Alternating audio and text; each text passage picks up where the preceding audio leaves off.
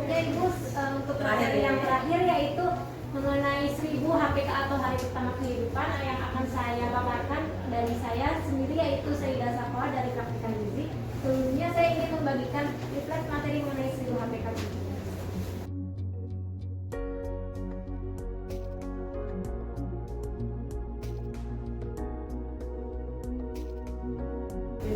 Next. Nah, apa itu sih 1000 HPK atau 1000 hari pertama kehidupan? 1000 HPK yaitu periode 1000 hari pertama sejak terjadinya konsepsi atau pembuahan hingga bayi berusia 2 tahun. Disebut juga sebagai periode emas atau golden period karena terjadi perkembangan otak yang sangat cepat.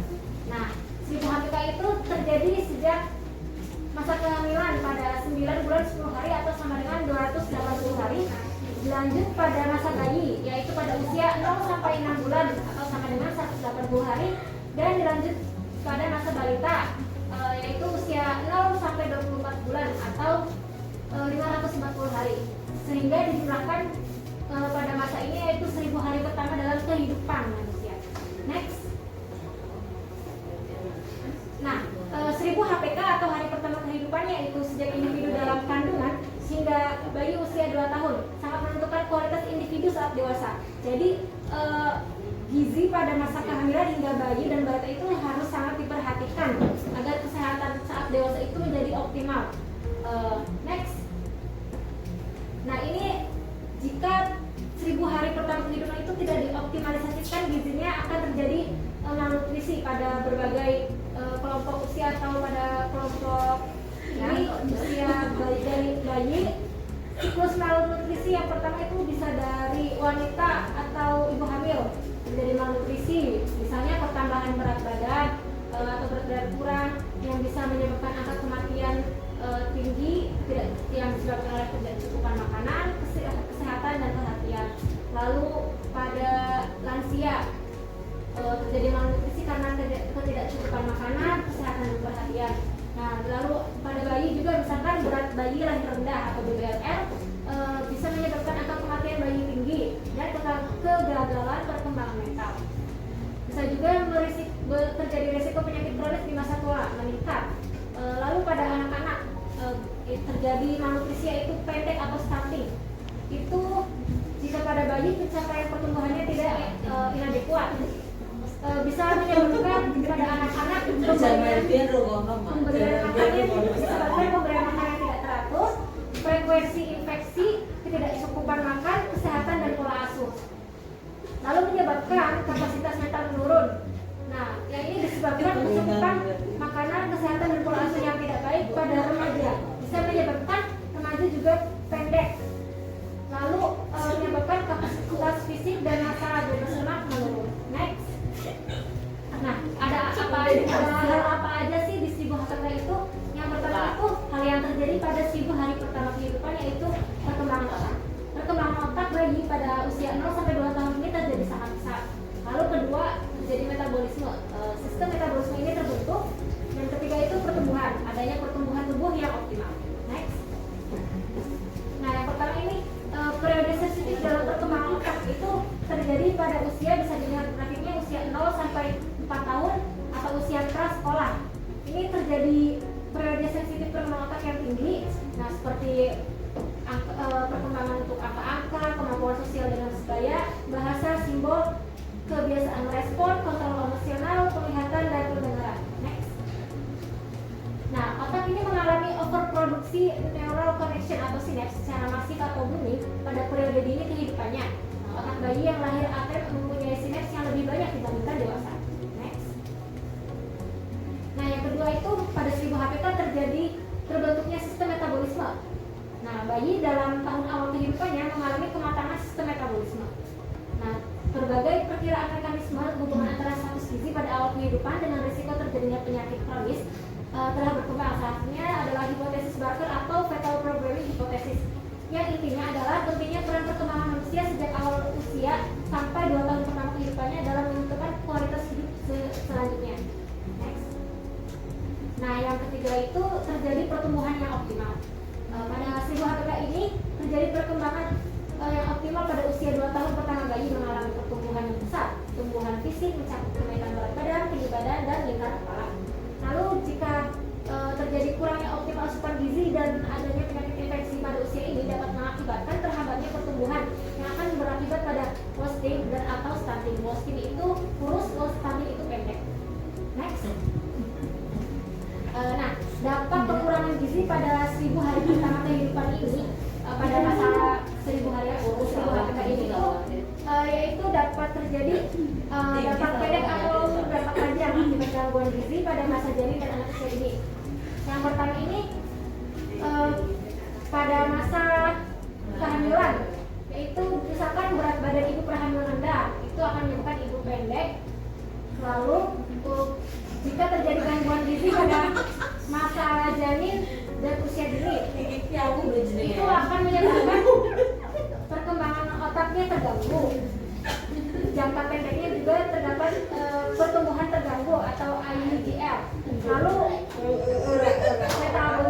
metabolic programming. Nah, untuk jangka panjangnya akibatnya itu dapat mengakibatkan kemampuan kognitif dan pendidikan yang rendah, stunting atau pendek. Lalu bisa juga menyebabkan pada usia dewasa menyebabkan hipertensi, diabetes, obesitas, PJK atau penyakit jantung koroner dan stroke. Next. PJK itu jantung koroner. Iya, penyakit jantung koroner. Nah, itu bisa terjadi resiko PJK di usia dewasanya. Lalu untuk pentingnya gizi pada 1000 HPK itu yang pertama, gizi pada kehamilan, yaitu usia kehamilan 9 bulan 10 hari, dan pada masa bayi 0 sampai 6 bulan, pada usia balita mulai 6 sampai 24 bulan atau sampai 2 tahun. Next. Nah, gizi apa aja yang penting pada ibu hamil, yaitu status gizi ibu penting pada masa prakonsepsi, konsepsi atau sebelum terjadinya pembuahan antara sel telur oleh sel sperma itu pada masa suburnya wanita. Lalu pre-konsepsi 2 sampai 3 bulan setelah konsepsi, setelah pembuahan.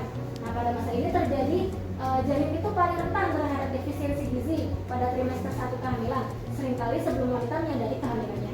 Konsepsi itu apa? Konsepsi itu pembuahan antara sel telur yang dari wanita dengan hamil, sel hamil. awalnya pembuahan awal terjadinya hamil, pembuahan sel telur oleh sel sperma. Lalu pertemuan, nah iya, pertemuan sel jadi hamil, jadi janin. Dewi rasa jadi ngono-ngono ya. Ketemu ya sana. Lalu status gizi pada masa konsepsi yang ketiga. Nah, next. Dalam program pemerintah mengenai 1000 hari pertama kehidupan, status gizi dan kesehatan ibu dan anak menjadi fokus utama.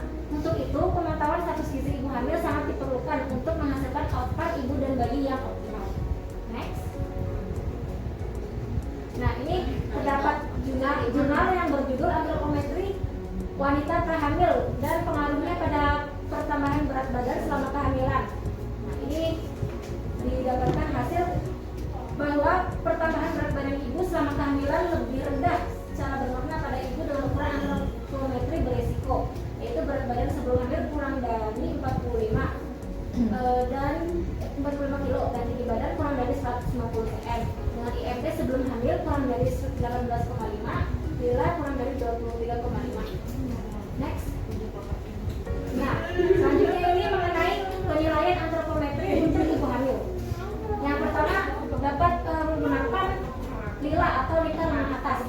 Lila ini digunakan sebagai screening risiko kekurangan energi kronik atau KEK pada wanita usia subur dan ibu hamil. Wanita usia subur seperti kita ini pada usia subur ya Bu ya. Lalu kategori lila untuk risiko KEK jika kurang dari 23,5 cm, termasuk KEK atau kekurangan energi kronik. Lila memiliki korelasi yang signifikan dengan IMT atau indeks massa tubuh. Lila bermanfaat untuk mengetahui risiko KEK pada awal kehamilan, terutama karena berat badan prahamil umumnya tidak diketahui karena tidak sadar kapan hamilnya, jadi tidak menimbang berat badan. Nah, ini bisa menggunakan KEK untuk mengetahui risiko itunya, risiko KEK. Bisa menggunakan lila untuk mengetahui risiko KEK. Untuk KEK merupakan keadaan di mana ibu kekurangan asupan energi yang berlangsung menahun atau kronis yang mengakibatkan timbulnya gangguan kesehatan pada ibu dan dan bayi. Lila relatif stabil dan perubahannya baru terjadi dalam jangka waktu yang lama atau kronis, sehingga lila dapat digunakan untuk penapisan risiko KIK pada ibu hamil dan wanita usia subur. Lila dapat digunakan untuk mengukur perkiraan otot lengan atas dan perkiraan ketebalan lemak seputar. Nah, cara mengukur lila ini bisa menggunakan metlin atau bisa kayak meteran jahit juga bisa, Bu. Kita biasanya beraktivitas pakai tangan kanan, jadi mengukurnya itu harus pakai tangan kiri. Misalnya yang kidal, aktivitasnya biasa tangan kiri, mengukurnya di tangan kanan, di lingkar atas. Next, selanjutnya itu gizi pada masa bayi dan balita usia 0 sampai 2 tahun pertama. Nah, ini gizi yang penting itu pada masa kehamilan. Sejak kehamilan trimester 1 terjadi pembentukan organ otak, hati, jantung, ginjal, dan tulang yang bersifat irreversibel. Lalu lahir dari usia 0 sampai 6 bulan terjadi perkembangan pesat beberapa organ penting, yaitu sistem imun dan sistem saraf. Ini merupakan jadi dari zigot sampai usia 6 bulan. Next.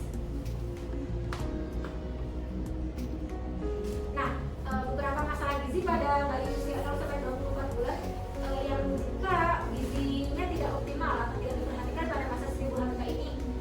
Berbagai studi menunjukkan bahwa gangguan pertumbuhan telah terjadi sejak 6 bulan pertama kehidupan bayi. Mulai umur 6 bulan, gangguan pertumbuhan makin nyata dan mencapai puncaknya pada umur 11 bulan. Kurva pertumbuhan masih tetap menurun hingga umur 23 bulan. Sudah 23 bulan, kurva pertumbuhan relatif mendatar. Dari berbagai studi itu pula menunjukkan bahwa gangguan pertumbuhan terjadi karena masalah ASI eksklusif dan rendahnya kualitas dan kuantitas MPASI. Jadi pada bayi usia 0 sampai 6 bulan ini tidak diberikan ASI eksklusif atau hanya ASI saja, melainkan diberikan juga makanan dewasa, makanan bubur kayak gitu, tidak ASI eksklusif, dan kualitas MPASI sejak usia 6 bulan juga kurang optimal, kurang bergizi seimbang. Selanjutnya itu penyakit infeksi juga menjadi faktor penyebab gangguan pertumbuhan pada masa ini. Next. Untuk kecepatan pertumbuhan pada masa balita, yaitu usia 12 sampai 60 bulan, relatif rendah dibanding kecepatan pertumbuhan pada masa bayi usia 0 sampai 1 tahun. Namun aktivitas anak balita jauh lebih tinggi sehingga mereka membutuhkan masukan gizi yang cukup besar. Jadi pertumbuhan balita itu relatif lebih rendah daripada bayi yang lebih cepat pertumbuhannya. Namun aktivitasnya yang balita walaupun lebih rendah pertumbuhannya tapi lebih banyak aktivitasnya gitu. Jadi membutuhkan asupan gizinya itu cukup besar pada masa balita. Nah, banyak hasil penelitian di berbagai daerah di Indonesia yang menunjukkan bahwa kelompok ini rawan terhadap penyakit infeksi dan kurang gizi akibat masukan kalori dan protein yang tidak adekuat pada masa balita ini. Next. Nah, dampaknya jika asupan gizi inadekuat atau tidak seimbang, tidak optimal, itu dapat menimbulkan malnutrisi pada periode ini bersifat permanen atau irreversible yang berjangka panjang. Tidak hanya untuk keadaan kekurangan gizi, tetapi mencakup semua rentang lingkungan, termasuk lingkungan dengan keadaan gizi yang berlebihan, yang berhubungan dengan obesitas maternal atau diabetes gestasional atau diabetes pada masa kehamilan. Keadaan ini bisa menggiring pada siklus penyakit yang bersifat multigenerasi atau turun-temurun. Lalu hipotesis Barker menyatakan bahwa berkurangnya pertumbuhan fetus berhubungan kuat dengan terjadinya beberapa penyakit degeneratif kronis di usia dewasa seperti jantung, DM atau diabetes mellitus, hipertensi, dan infeksi tangan. Next. Nah, ini kerangka pikir penyebab masalah gizi. Nah, status gizi ini dipengaruhi oleh asupan dan kesehatan. Lalu ada pola asuh, ada aktivitas, air minum, mineral. Nah, bisa yang mendukung itu dari kelembagaan, politik dan ideologi, kebijakan ekonomi, sumber daya, lingkungan, teknologi. Nah, permasalahannya itu ini. Lalu ini penyebab langsungnya. Untuk penyebab tidak langsungnya dari pola asuh, penyebab langsungnya dari asupan gizi. Nah, itu intervensinya bisa dari penanganan balita, gizinya, kesehatan pangannya, sistem kesehatan, program pemantauan kesehatan pertumbuhan anak. Next. Nah, untuk gerakan 1000 HPK atau gerakan 1000 hari pertama kehidupan ini oleh pemerintah, pada komitmen pemerintah Indonesia telah dinyatakan melalui peraturan pemerintah nomor 42 tahun 2013 tentang gerakan nasional percepatan perbaikan gizi, dan pada tanggal 30 Oktober 2013 Presiden RI telah meluncurkan Gerakan Nasional Percepatan Perbaikan Gizi dalam rangka 1000 hari pertama kehidupan atau gerakan 1000 HP. Apa sih yang bisa dilakukan pada masa 1000 HPK atau hari pertama kehidupan ini, Bu? Yang pertama itu pada masa kehamilan 9 bulan dapat meningkatkan nutrisi ibu dengan makanan bergizi, penambahan kalori, protein, zat besi, asam folat, kalsium, vitamin C. Lalu periksa kehamilan secara rutin, mendapatkan atau mencari informasi tentang kehamilan dan persiapan menyusui. Lalu pada bayi usia 0-6 bulan yaitu MPASI yang sesuai, pemantauan status gizi dan kesehatan, meneruskan pemberian ASI hingga 2 tahun, jaga higienitas makanan dan lingkungan. Lalu pada usia itu pada usia 6-24 bulan, dan pada usia itu lakukan IMD atau inisiasi menyusui dini, ASI eksklusif, konsumsi makanan yang bergizi untuk busui dan pemantauan pertumbuhan dan perkembangan. Gizi pada bayi 0-24 bulan yaitu perlu dilakukan IMD atau inisiasi menyusui dini. Lalu dilakukan ASI eksklusif, itu pemberian hanya ASI saja, tidak diberikan MPASI. Lalu ASI diteruskan hingga usia 2 tahun. Nah, pemberian MPASI atau makanan pendamping ASI air susu ibu itu dimulai pada usia 6 bulan. Kualitas dan kuantitas MPASI harus sesuai kebutuhan bayi, memenuhi kecukupan energi dan zat gizi sesuai dengan umur. Nah, susunan hidangannya disesuaikan dengan pola menu seimbang, bahan makanan yang tersedia, dan kebiasaan makan dan selera makan untuk anak. Bentuk dan porsinya disesuaikan daya terima, toleransi, dan keadaan faal bayi atau anak, dengan memperhatikan kebersihan perorangan dan lingkungan. Next. Nah, ini panduan cara penyajian, tekstur, dan frekuensi makan untuk bayi dan anak di situasi normal dan berencana.